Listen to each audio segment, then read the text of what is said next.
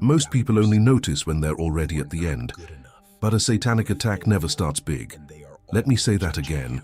It never starts big. That's the trap. That's what makes it so dangerous. It doesn't come in looking like a storm. It comes in looking like weather. Just a little wind, just a little cloud. Nothing to worry about. And by the time most people stop and say, wait, something is wrong here, they've already lost months, sometimes years. I know because I've been there, and I've watched it happen to people I love. So today I'm not here to preach, I'm not here to teach a class. I'm here to warn you, because this is already happening to somebody watching this right now. A satanic attack starts small, almost invisible. It looks like a bad day, it looks like a random thought, it looks like a feeling you can't quite name. It looks normal. That's the strategy, because if it came in loud, you'd fight it. If it came in obvious, you'd recognize it. But it doesn't. It slips in through the cracks, through the things you're tired of, through the things you want, through the moments when your guard is down. And it builds, quietly, slowly, consistently, until one day you wake up and realize, how did I get here? That's what I want to walk you through today. 6 specific ways it begins, and more importantly, 6 ways to stop it. Let's go. Before I show you the first of these 6 strategies, I need to know who I'm speaking with today. Which city or country are you watching from? Let me know in the comments. I read them to understand where this message is landing. Also, please check right now to see if your subscription button is gray. If it's not, click it. What I'm about to tell you is the kind of truth that rarely pops up in your feed, and I don't want you to miss what's coming next. Here we are. Strategy number 1. It starts with a feeling, just a feeling. Nothing dramatic, nothing extreme. Just this quiet low hum of something is not enough. You look at your life and instead of seeing what's there, you start seeing what's not there. It starts with comparison. You see someone else's life and suddenly yours looks smaller. Their house, their marriage, their money, their body, their faith, even their peace. And you start to think, why do they have that and I don't? Why is my life like this? Something is wrong. Something is missing. That thought, that feeling is not neutral. It's a seed. And once that seed gets planted, it starts doing something dangerous. It shifts your attention away from what God has given you and locks it onto what you don't have. Gratitude dies. Contentment disappears. And in that empty space, something else starts to grow. Resentment, envy, a quiet bitterness that you can't explain. You start pulling away from the people who love you because everything they have reminds you of what you lack. You stop thanking God because you're too busy questioning Him. And it all started with a feeling, just a feeling, not a big decision, not a visible sin, just a quiet shift in focus. How to stop it? You have to catch the shift. The moment you notice that your attention keeps going to what's missing, stop. Don't feed it. Don't analyze it. Don't scroll through someone else's life trying to figure out what went wrong with yours. Pull your focus back, deliberately. Go back to what you have. Write it down if you have to. Say it out loud. Pray with specific thanks. It's not general specific, because gratitude is not just a feeling, it's a weapon. The enemy cannot keep your attention on lack if you keep redirecting it to abundance.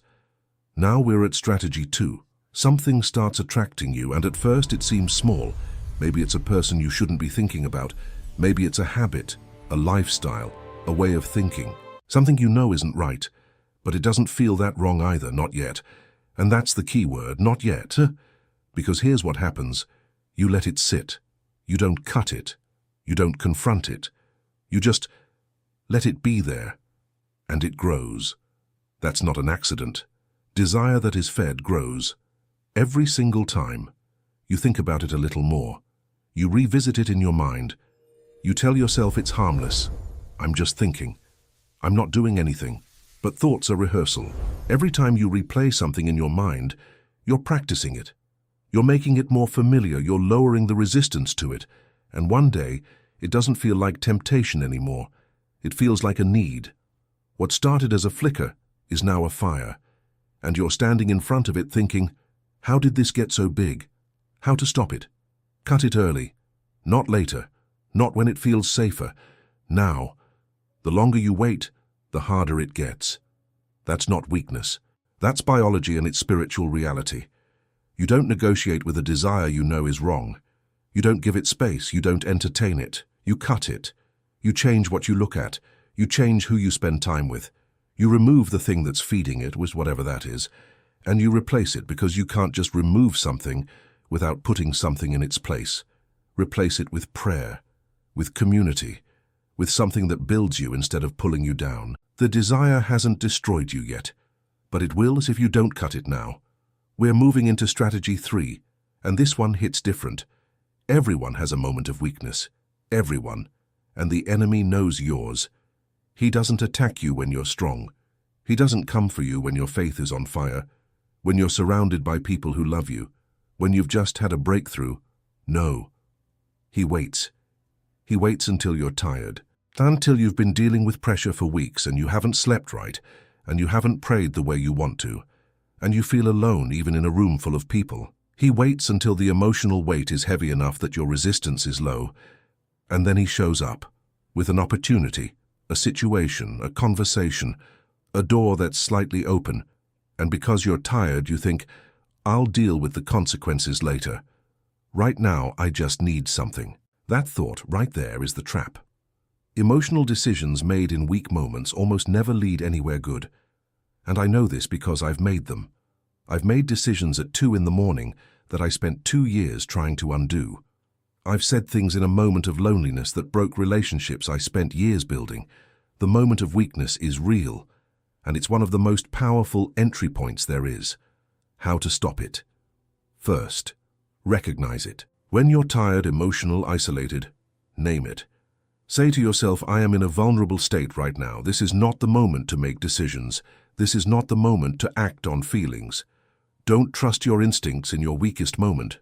Don't trust your emotions when they're at their loudest. Pull back, call someone you trust, get rest if you can. Pray, even if it's just a few words. Remove yourself from situations that would take advantage of your current state. You don't have to be strong all the time, but you need to be wise enough to know when you're not. I want to pause here, because I need you to hear this. If you've been listening and something inside you is getting uncomfortable, that discomfort is important. Don't brush it off. Because this is what a spiritual attack looks like in real life. Not a dramatic scene, not something you can point to and say, there it is. It's a pattern, a slow drift, a series of small moments that individually seem harmless, but together are pulling you somewhere you don't want to go. And here's what makes it even harder. You feel stuck. You've tried to change. You've made the promises. You've said this time it's different, and then it isn't.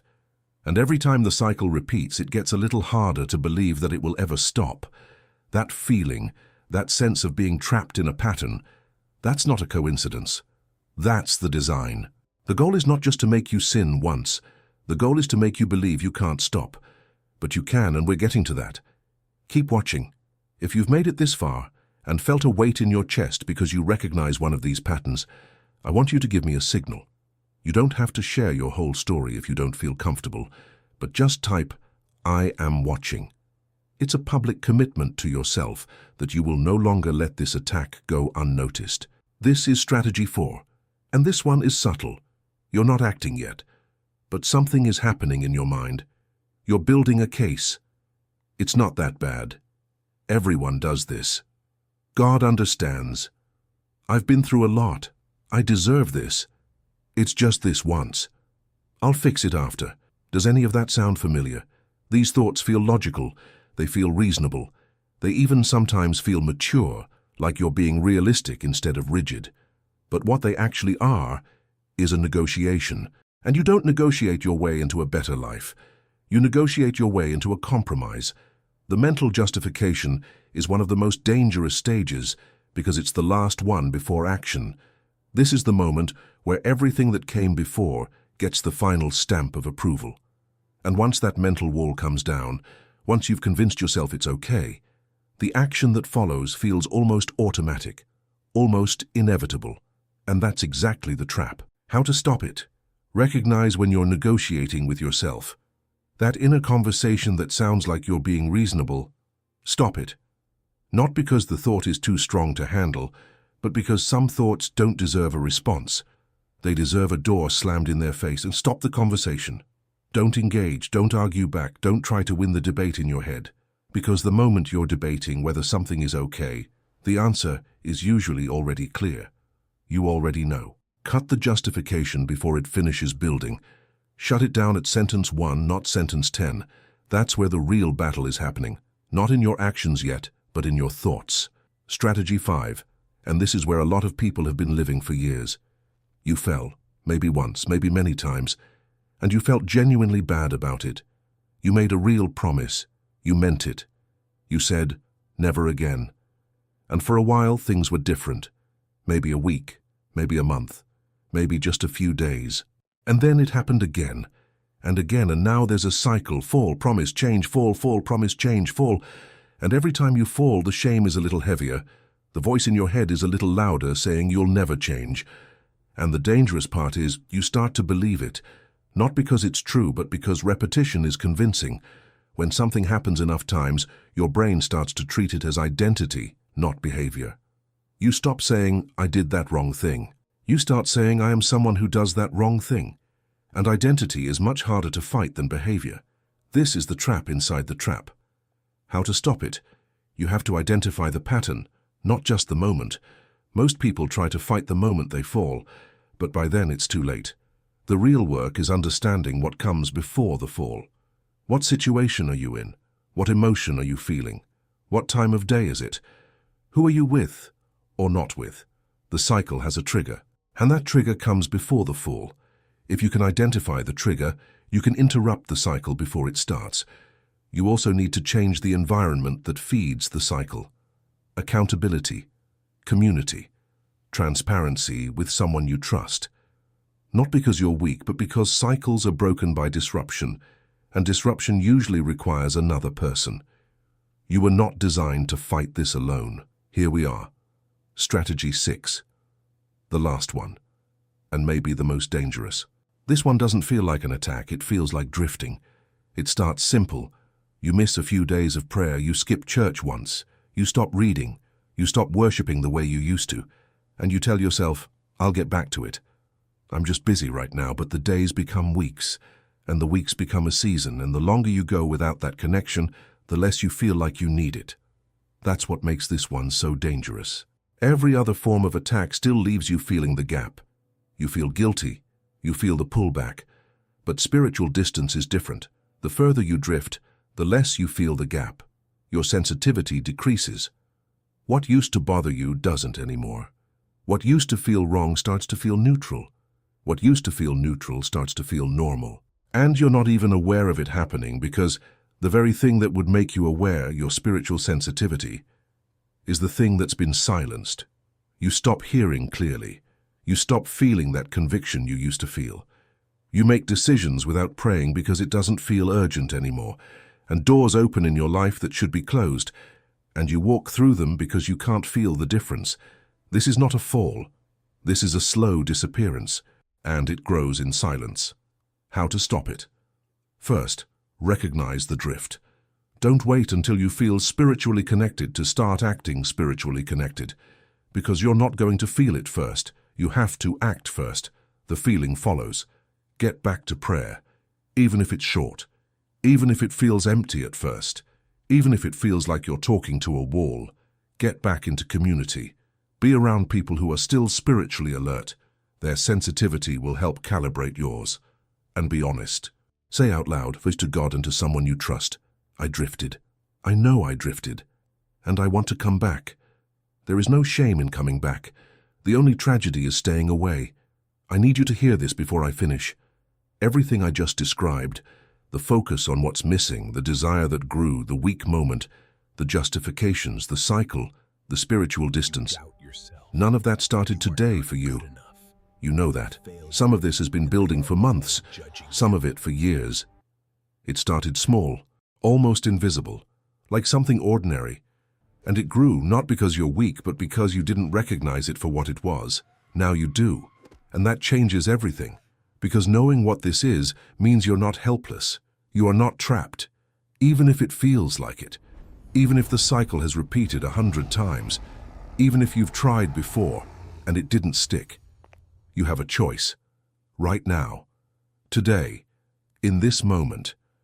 You don't have to go further down this road. The attack needs your cooperation to advance. It needs you to keep your focus on what's missing. It needs you to feed the desire. It needs you to make decisions in your weakest moments. It needs you to keep negotiating with yourself. It needs the cycle to keep going. It needs you to keep drifting. You can stop giving it what it needs, not because you're strong enough on your own, but because you're not alone. There is a way out. There is a way back. And it's not as far as it feels. The distance back is always shorter than the distance you think you've gone. Let me leave you with this. The attack never begins at the end. It begins at the beginning. Quiet, small, invisible. By the time it feels big, it's been growing for a long time. That's what makes these 6 things so important. Not because you're supposed to live in fear, but because awareness is protection. You now know what to look for. You now know what to stop. And you now know that you have a choice at every stage. Every single stage. Don't wait until it becomes obvious. Don't wait until the damage is done. Don't wait until you're asking, how did I get here? Stop it at the start. Because the truth is this. If you don't stop it in the beginning, you're going to feel it in the end. I need to be direct with you. The YouTube algorithm does not push our videos because of the sensitive nature of these topics. It prefers to keep people distracted with empty entertainment. This means that only you can help us by sharing this video. Don't depend on the algorithm. Be the channel yourself. Share this video right now in your WhatsApp groups or with someone you know is drifting or exhausted. Let's force the truth to reach those who need it most. Thank you for fighting this battle with me.